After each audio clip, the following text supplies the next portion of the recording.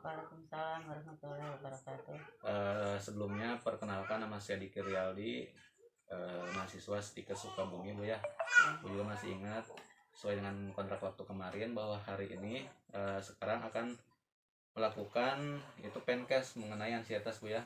Sebelumnya apakah Ibu sudah tahu detail mengenai ansietas itu apa? Enggak. Kurang tahu Bu ya.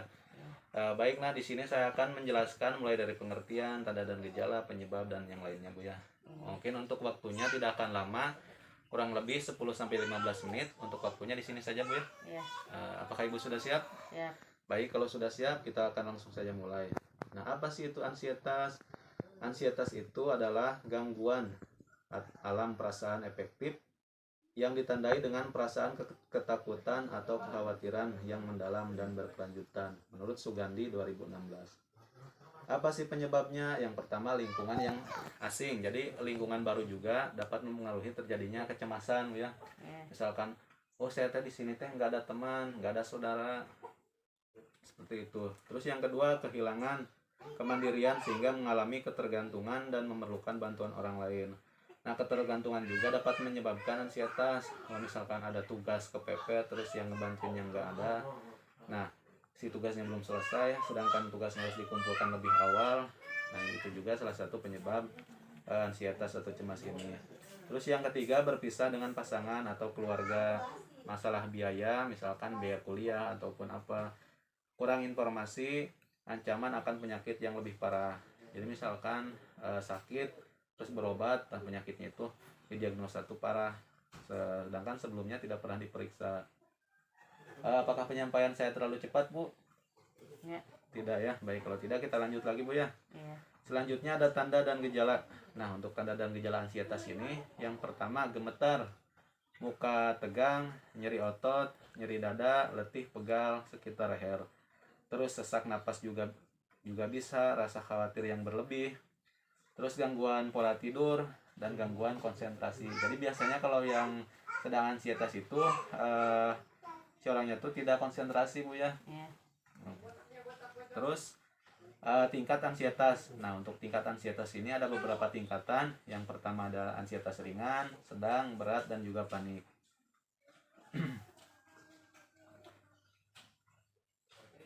Selanjutnya, terapi apa yang bisa dilakukan?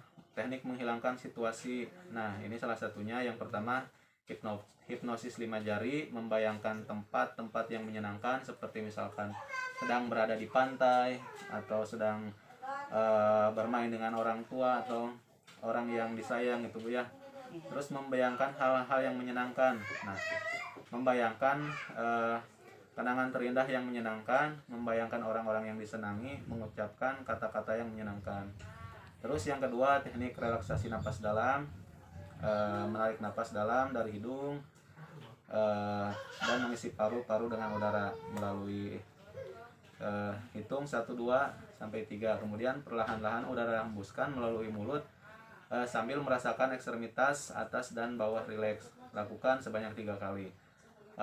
Seperti ini Bu, bisa dilakukan. Tarik napas dari hidung, tarik napas ya, tunggu 1, 2, 3, kemudian perlahan lepaskan dari mulut, lepaskan. Itu bisa diulang sampai 3 kali Bu ya. Pokoknya ketika cemas atau tegang datang bisa lakukan teknik relaksasi tersebut untuk mengurangi rasa cemas. Mungkin hanya itu yang dapat saya sampaikan untuk penkes ansietas ini. Kita akan lanjut ke materi corona Bu ya. COVID-19, sering disebut dengan COVID-19. Selanjutnya sekarang kita ke COVID-19 Bu ya. Nah, dimana COVID ini sekarang lagi viral, lagi membludak, info-infonya lagi ramai dibincangkan baik di Indonesia ataupun provinsi, di daerah-daerah atau di luar negeri Bu ya. Nah, untuk lebih jelasnya, coronavirus ini merupakan keluarga besar virus yang menyebabkan penyakit ringan sampai berat seperti common cold, pilek, dan penyakit yang serius seperti MERS dan SARS. Untuk tanda dan gejalanya, nah di sini ada beberapa tanda dan gejala: demam lebih dari 30 derajat suhunya, untuk suhunya, terus batuk pilek, sakit tenggorokan, letih, lesu, sesak napas. yang membutuhkan perawatan di rumah sakit, baik itu isolasi atau yang lainnya.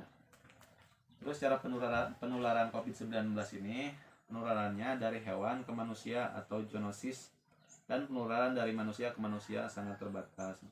Contohnya lewat bersalaman atau berpelukan. Pokoknya hindari untuk bersalaman secara langsung untuk sementara ini, Bu ya.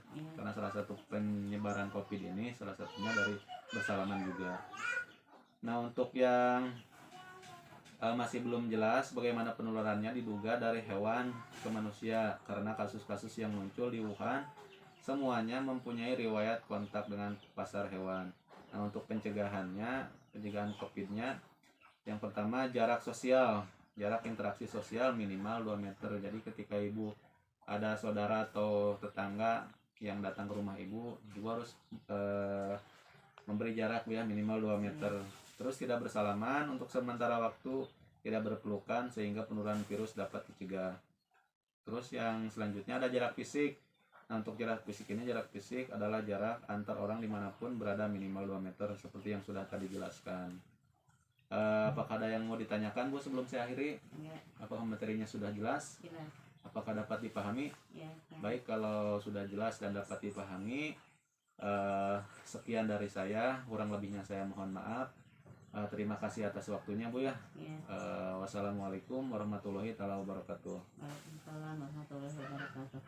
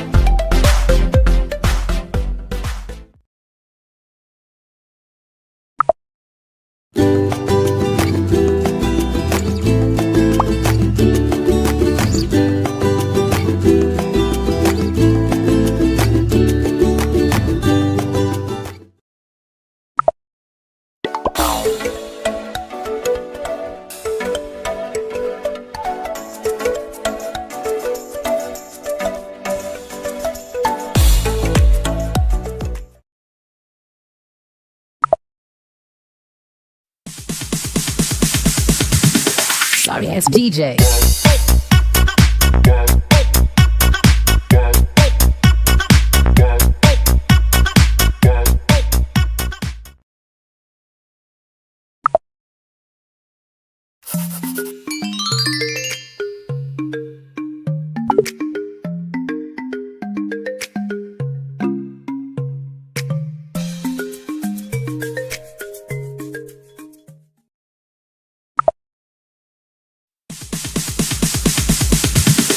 Sorry ass DJ.